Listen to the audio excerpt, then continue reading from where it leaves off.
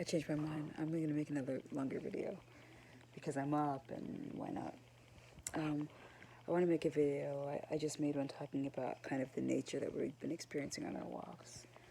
And I kind of want to focus on that a little bit and talk about how I feel like you guys are missing a lot, missing out on a lot. And I take full responsibility for that. Um, I wish that you were more surrounded by blackness and black culture. I worry that I'm setting you up for um, always having outsider status, which is what I had growing up. And I don't expect it to keep you from loving blackness, your blackness, the blackness around you, the blackness that makes the world the rich place it is.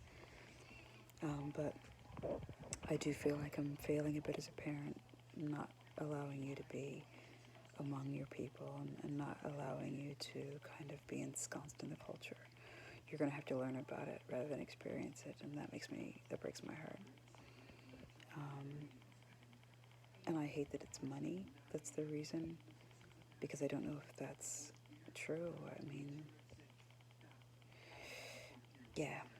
But for this video, I want to focus on what you do have, which is what I have. It's kind of amazing how I'm repeating patterns from my own childhood, um, which of course allows me to see both the good and the bad, the cons and the pros and the benefits. Um, but you are in some ways being raised the same way I was in terms of being surrounded by nature and experiencing the four seasons and experiencing nature firsthand and not just kind of from a distance, but being in it. Um, and I want to talk about how important I think that is. I think, you guys, I've told you 100 times that my first experience was on a reservation in Arizona. And I was really young, but my memories from there feel really strong. Um, Memories of the darkness, the pitch blackness, because we didn't have a lot of electricity on the reservation. And on the nights when there was no moon, it was a darkness that it was a presence. You can see your hand in front of your face. And the mountains that would kind of, every once in a while, my parents, they both worked at the school. And so we would go grocery shopping after school at like 5 or 6 in the evening. And in the winter, it would be pitch black. And we would drive to Albuquerque, I think, or maybe Flagstaff. I don't remember where. The closest town was quite a ways away. And we would ride in the back of the pickup sometimes, my brother and I, wrapped up in blankets to stay warm. And the feeling of the mountains kind of looming, they were like this presence. And some nights they felt a bit malevolent and scary, and it felt like we were going to be crushed by the mountains as we went through these narrow passes. But then some nights they just felt like friends and companions, and I felt protected and safe. And those are some of my earliest memories of having a relationship with nature and with trees and mountains and the sand everywhere, the sandstorms that would come up and getting caught in one. I think I've told you the story of my brother getting caught in a really bad sandstorm between like 20 feet away from the front door. My mom seeing it coming and having to get us inside. But before she could get to us, the sandstorm hit and it was just blinding trying to get inside and experiencing that and really being a part of nature and not just kind of like it's raining today, it's sunny today, feeling nature, having nature affect you in ways that made you have to alter the way that you humaned. It felt really important, and I'm really glad that you're experiencing that. Um, I'm glad that you're watching the seasons change, and you're watching which flowers come up first and which ones come up later. And you're watching the landscape change from kind of just green to green, purple, blue, orange, yellow. And we did that every morning. I loved the mornings that we decided to look for all the colors of the rainbow and found it within the first 20 feet of the walk, and the flowers and the sky and the rocks. We found bright pink rocks and bright orange rocks. And that's something I'm really glad for, because I really believe that when you have an intimate relationship with nature, it enables you to have an intimate relationship with your own solitude. It allows you to grow a deeper awareness of the passage of time and the ability to be still when time is passing.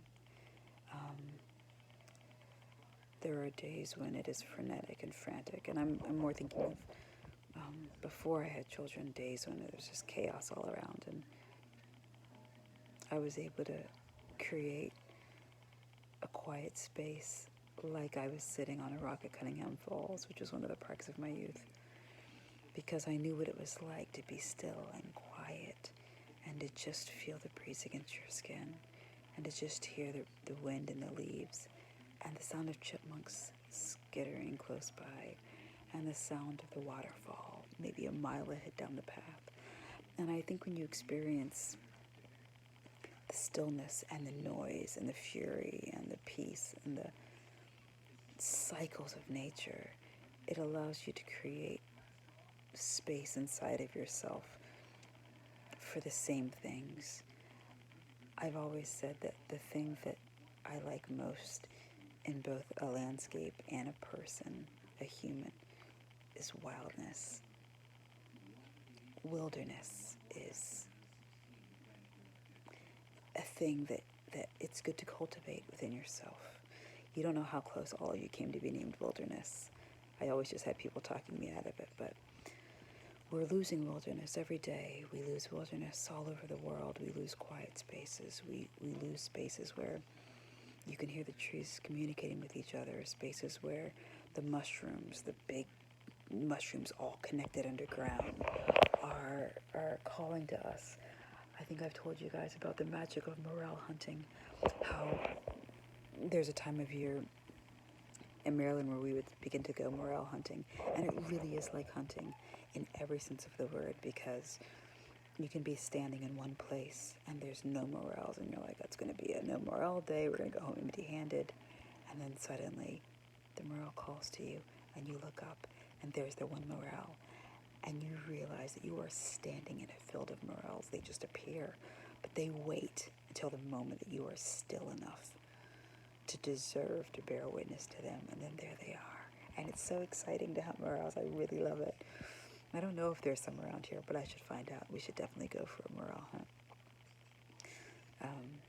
I have a friend, Zeline, whose daughter is named Morel, and I always feel jealous kind of that she got that name. I didn't think of it first, because morels are such magic, mysterious creatures and entities. They're really special. But I'm glad that you guys get a chance to kind of be a part of nature in that way. We've experienced thunder and lightning and rainstorms and change of seasons, and we experienced living in a really, really cold house where we had to gather around the fire to stay warm. And that made us pay attention. It made us pay attention to our environment. And that's a really special thing. My uncle, you've met him once, my uncle tells us, I don't know if you've met him, Songen, but I know you boys have met him. He's a character. He's hard to get to know. He can be a bit cold and a bit mean, but he's hilarious, and I think he's been kind of given a bad rap, but I always enjoy spending time with him, Uncle Joe.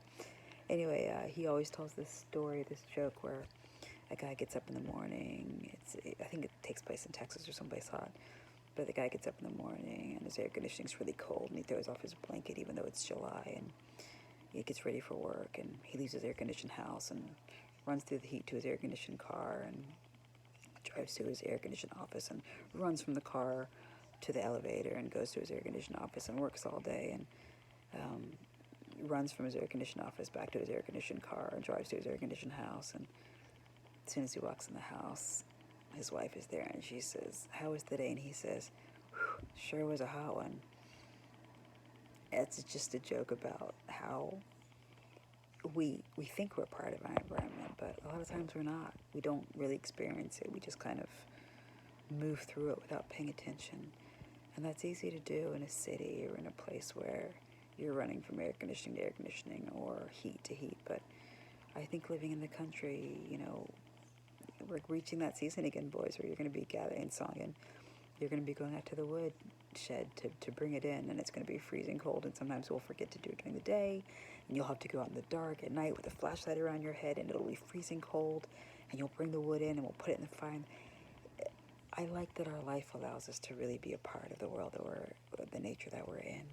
I think that's wonderful. And I'm really grateful for that. And again, I wish we lived in Wakanda. I wish we had Black Village around. I wish we had any village around that we kind of felt connected to in deep, intimate ways. But the connection to nature is, in my mind, equally as important. And I'm really glad we're giving it to you. I really am. And I hope it means something to you. I hope that you always feel the potential for an intimate connection with nature, with trees, with squirrels, with chipmunks, like our chipmunk that we've been feeding out on the porch, with the bird songs. I hope eventually we live near loons. And I hope that we live near sphagnum moss, like we saw at Esker Lakes, that magical psychedelic stuff. I hope we get to be ensconced in different kinds of nature. I cannot wait to see the Aurora Borealis with you. It is one of the first memories I have of my pandemic panic, is thinking, what's life going to be like? I mean, there's no end in sight. What's going to happen? And I remember thinking, if nothing else happens, I just want to see the Aurora Borealis before we all die. And that's something we can do. We live in a place where we can do that. Don't need to cross a border. Just need to drive a few hours north. Not even that far from what I've heard. I hope that we get to experience that magical thing that the Aurora Borealis are together as a family. That'll be another way to connect us intimately with the absolute ineffable magic of Pachamama, of Mother Earth, and all of her moods and seasons and phenomena. And I wonder if there's any place in Canada where you can kind of see the phosphorescent sea life. I'm gonna look that up. Anyway, I'm starting to babble. My videos always run long, but I wanted to say how glad I am that you guys are living in a place where you get to experience nature intimately and daily. And there'll be other videos where I apologize for all the things I'm not giving you guys, for the life that I'm not creating for you that I desperately wish I was. But this video is about what you are experiencing and what I am grateful to have the opportunity to give to you. And I'm so grateful that your dad works so hard and has kind of really made this life possible for us. I will forever be grateful for that. I should tell him that more. Anyway, kids, I love you, and I love where we live. I love the nature of it. How lucky are we that we have a path that's just like a postcard to walk through every day, and we have a lake that we can go fishing on and canoeing. Yeah, we're lucky. I know this moment will pass and something new will come, but I hope we never forget how lucky we are to be in this moment, especially during a pandemic, to feel lucky, to have serenity, to feel peace, to be able to go through our day without fear of getting sick. It's really special. We're really privileged.